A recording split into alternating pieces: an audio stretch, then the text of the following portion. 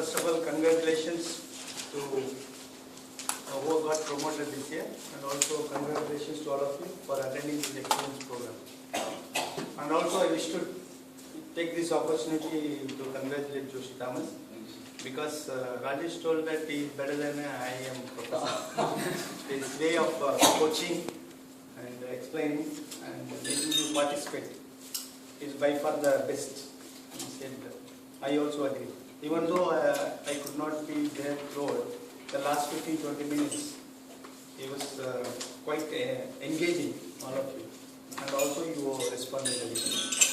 So that day was a very lively 2 days for all of you. Let's come to managerial leadership, right? Actually, I heard the word manager. So, for example, in our hierarchy, there are technicians. Technicians mean you actually do something, create something. And the supervisors manage them. And then they help them to do something productive. And the engineers are the people who actually do something, creativity, or doing something, some project. And manager does what? Manage the things. I heard the word manage. You also, if you want your boss is actually a manager, means you will not like the boss. In the true sense, you go to him with a problem, you will just say, manager, what is the problem? You just talk to him and sort it out. But today you are not able to do it, try to do it, manage somehow and do it. You will not like this kind of a person. And the manager in the broad sense means that only. And when Rajiv told me that newly promoted managers, I told them that, okay, manager means I am going to give them my own thinking that they should not remain a manager. So even though you are a manager now, officially designated as a manager, sectional manager or senior manager or manager, you should act like a leader. Because only when you become a leader, you are going to be successful in the professional life. Okay, what you should do to become a leader? Nobody will come and tell you that please become a leader. Once you become a manager, means you should think that you are a leader. You should act like a leader, you should behave like a leader. So how the differentiation between the leader and the manager? So the leader is the one who says that it is not my responsibility. But he will take up all the responsibility, but he will deliver all his core responsibility. You understand what I am trying to say? He will never say no to a new responsibility. At the meantime, he will never fail in the core responsibility. Core responsibility he will always deliver. And the additional responsibility he will always take. That is the first step of becoming a leader. Second thing is that even though a leader, you will have your boss, right? So even a MD has a boss. Chairman has a boss. Chairman has many bosses, right? Because he is answerable to stakeholders. So everyone has a boss. So don't think that somebody doesn't know. All have a boss. And the responsibility of each leader, or in this sense manager, is that to keep his boss happy. How do you keep your boss happy is that you never put him in trouble, you solve all his problems, and also you volunteer. Whenever he has some work, you volunteer. This is another important reason, way to grow up in the ladder. And third thing is that all of you have knowingly or unknowingly, consciously or unconsciously, have some role model in the company, right? You would like to be like him, not in 100%, but some aspects. Somebody will be very good in networking, somebody will be very good in writing, okay, somebody will be very good in problem solving. So you will have your own role models and try to grab something from those role models, because that learning, always learning is very important. Even when you become a managing director, you should be learning. One way of learning is that looking at those people whom you admire, whom you aspire to be. Not in total, but some quality of that person you will admire. And for that, how will you do it? That where he is a project leader, where he is a safety leader, or where he is participating, you also volunteer yourself to be there. Then you understand how he is doing it, what is his specialty, what makes him tick. those things you try to grasp and try to build on, because your learning will never stop as long as you live, not work. As long as you live, your learning will never stop. These are some of the things, characteristics which you should have. All of you will be having that. You have already become a manager or senior manager or sectional manager, but consciously try doing this for continued successful growth in your professional life. Now that you already become a manager, you are not responsible for yourself, right? You are responsible for the people whom are under you, and their work you are going to get the credit or the discredit. So you have to, maybe the people who are working in the shop floor already were managing some people, but they will be managing more number of people or more intellectual people now as you grow high. The first rule is that as a manager, but whenever I say manager, you imagine that I am telling a leader, right? As a leader, you should not be the smartest person in your group. Okay? You should always have a smarter people than you under your team. Then only you can give a better result. Right? If you are the smartest person, the team cannot perform. I always give an example of Sachin Tendulkar and Dhoni. Okay? Or Ganguly and Sachin Tendulkar. Or Dravid and these people. So when Sachin Tendulkar became the captain of the cricket team, obviously he was the best batsman. Correct? All of you agree. I'm talking about 1999, 2000, 2001. He was the best batsman. When he is the best batsman, he expects everyone to be like him. Unfortunately, everyone cannot be like him. And he cannot think below his level. He cannot understand the problem of Ganguly or Dhoni or Azhar, whoever it is. He cannot understand. So he will always demand his best. Arey, why did you score a century? It is such a easy bowling, you cannot score. Because he himself scored very well. He is the best in the team, but all of you know that Sachin Tendulkar could not survive. He said, no, I don't want captaincy. So what Dhoni is, when Dhoni was a successful captain, he is almost all the team are better than him. Starting from Dravid is better than him. Okay? Lakshman is better than him. Sachin obviously is better than him. Then Kumble is better than him. And Yuvraj Singh is better than him. All are better than me, but he is the most successful captain. How come it is possible? That is possible because he knows what to get from his people. If you see on actual visuals also, whenever the team wins a cup, whether it is a World Cup or IPL Cup, he is there in the celebration for only few seconds, maybe 10 seconds or 5 seconds, and immediately he will give to the next man and move away from the scene. Why he is doing is that he wants to give all the credit to the team members. I remember in one of the talks, Abdul Kalam was talking about a leader whom he admires the most. He said that I always admire Professor Dhawan. Maybe most of us may not know Professor Dhawan also. He told me. You already mentioned, you already talked about it. So you know about that. So the leader need not be the best person. Even though Dhoni is a very average player, at that time he became a very successful leader because of this kind of managerial qualities. This you should be always able to manage. This is very important. And another thing is that your team members will always have a diverse views. One is called constructive views, another one is the destructive views, right? The constructive views, you should be able to differentiate. What is the constructive view and destructive view? What is the constructive view? Is the constructive view which helps you in achieving the goal. And destructive view is that he talks on personality. There are 10 people, he will come and say this guy is useless. He doesn't know how to write. Those are all destructive views. But both the things, you cannot tell him that don't talk to him. You cannot tell the constructive guys also How can you give such a brilliant idea? I do not even know. Some people do that. Huh? I am not exaggerating. You go and tell, the manager will refuse because the manager cannot think beyond that. So both the types of use you have to manage.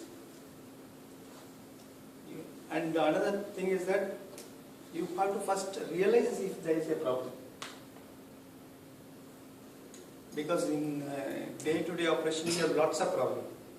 And all the problem you cannot manage at the same time. One problem at a time also difficult to solve. So I will give you a classic example of imagining a problem. Most of us imagine a problem and try to solve it, and at the end of the day it is not a problem. And you have wasted the full day. Okay? There is a bus driver, he is a normal built guy, and he goes and suddenly one well-built guy gets into the bus.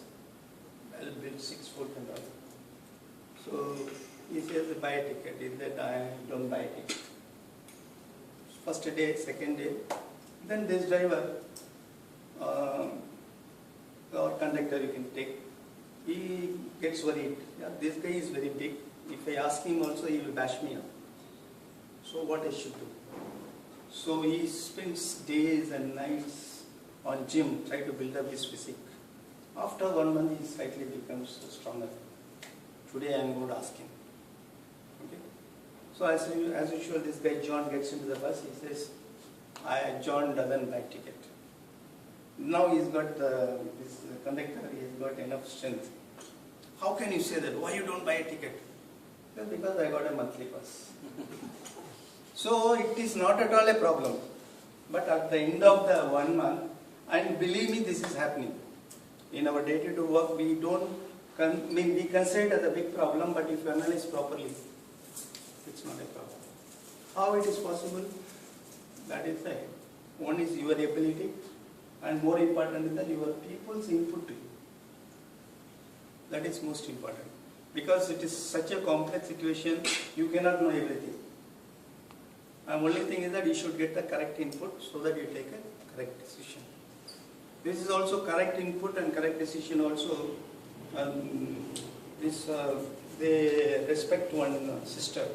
She is kind of a leader, but she has become very weak.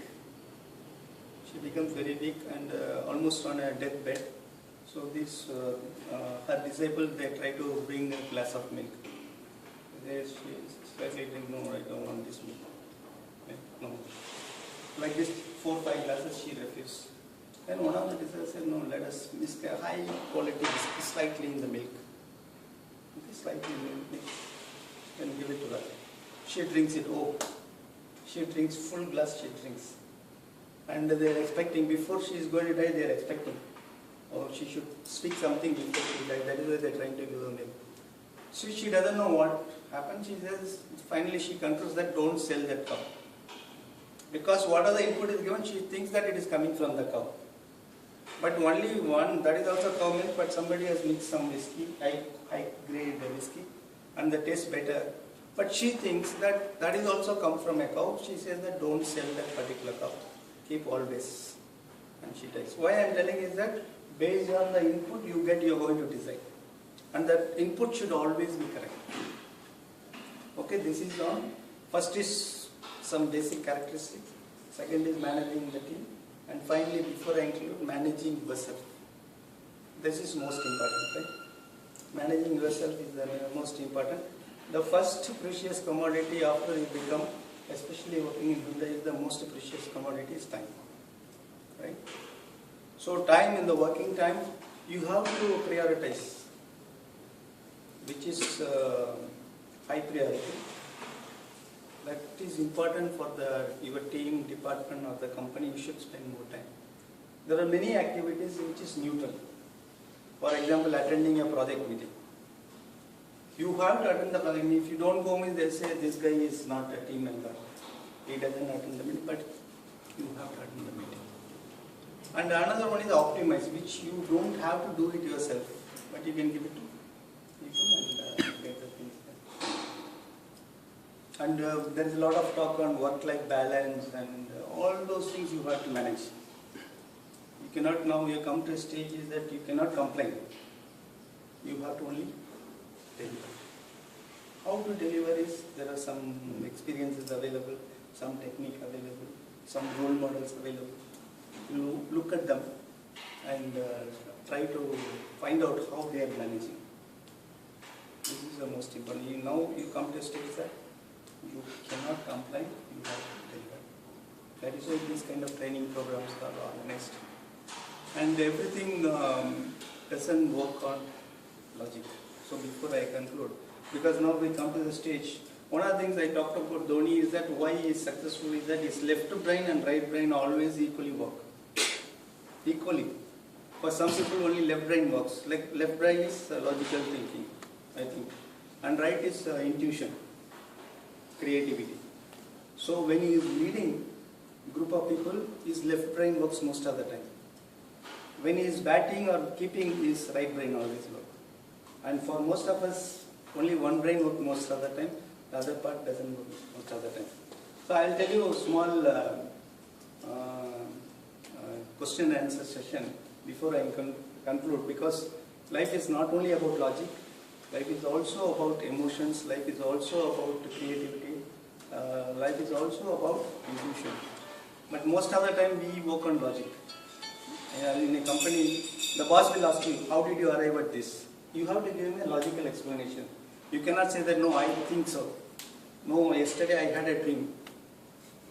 You have to give some explanation which is normally logical. But this example will show you life is not always about logical. You will have to use your own right side also. So I will ask a question, just only one should answer over it. It's a simple question only. Okay? Then I will build on that question and answer session and we will close it to prove that life is not all about logic. Two people coming down from a chimney. Okay? Two people coming down from a chimney. So one guy's face is very clean, another guy's face is very with the charcoal and all very dark, dirty. They got down. You tell me which guy will wash his face. Don't think too much, yeah. Simple question. Clean person. Clean person. Just only one, you please. Because other people I don't want to answer. Clean guy. Yeah, please. Clean guy. Why? Because the dark person already he has that much on his face that he is now least bothered. The one which is fair, that he feels that something still need to be do, so he will take care of it. Okay. It depends. Some subject maybe different people have different opinions. This is my view. Okay, this is your view. So let us assume, I say that this clean guy cleans and the blackened guy doesn't clean. Okay, let us assume again the same two guys come. I say it is not correct. What was you said not correct. I say that the clean guy sees the blackened guy. Before that, the blackened guy sees the clean guy. So this guy just walks out, doesn't clean. Then the other guy, the clean guy also thinks that why his face is dark, but he's not cleaning. That means it's normal. He doesn't clean. Correct? No? And another answer is that both guys clean. So this guy is saying, oh, the clean guy first saw that blackened guy, it cleans. Now this blackened guy now says, oh, I also have to clean. Then he also cleans. That answer is also correct. Correct? Both the answers are correct. Now you tell me, we debated so much, how it is possible when two guys coming out of chimney, either both guys' face should be clean or both guys' face should be blackened. Correct? So how you can build on a question which basically is wrong. So I am not just telling you. That is the value of the logic. When you think about it, when you think deeply, things don't work the way we see. Please. So all the possibilities are there. Both guys clean, both guys don't clean. It is not at all possible. One guy is black and another guy is very clean. And this is only an example to bring in home that in our day-to-day life, the decision we take is based on this one of the four observations. And this one of the four observations may be sometimes right, sometimes wrong. and it is in your hand to make the decision always right, based on your ability. And more important is that already you talked about listening to your team and discussing with the team, giving the full information, and finally take a decision. That is why you have an excellent team. But always remember that, always appreciate your team. Somebody is already told very clearly. And also when you criticize in private. And more importantly, there is called sandwiching a feedback. Sandwiching a feedback means you want to say something, what do you call that, bad things. Bad things means you have not performed well. So I am a manager, you are reporting to me. Suppose you have done something bad. So report is some spelling mistake is there. I will just one way is that, okay, I'm not in public, I'm just calling you in my cabin and say that these are the mistakes you have done, how can you do this kind of thing. I would assign it and send it to top man. Okay? This is one feedback. Straight away I told you, so many mistakes happen, you do that. Another way of doing the sandwiching the feedback is that you write very excellent English. And always you do a good work. Sometimes you make some mistakes, you don't make mistakes. Now what will happen is that this guy will not improve. You think that, okay, my boss thinks that everything is okay. But actually the boss wants to say that what you have done is wrong. So whenever you give the feedback, I totally agree that we should not give it in a public forum. But when you are giving it face to face also, give it very clearly. Don't mix the good words and nice words. And don't think that, oh, you are an excellent manager, you have to give him nice things, but you have to give the criticism also. That doesn't work. That only will create some notion in his mind that he is doing an excellent work, but you want to say you are not doing excellent work. So these are some of the things which you should follow to make the life comfortable for you. Okay? Otherwise, life for a manager become miserable, because now your survival and everything depends on your people, and your people depend on how you are going to treat them, manage them, and get along with them. Anyway, all of you have a lot of experience in HMI. All of you will be able to deliver and become an excellent leader from manager. Okay, because I don't like the word manager. Okay. Thank you very much. All the best. Thank you, sir.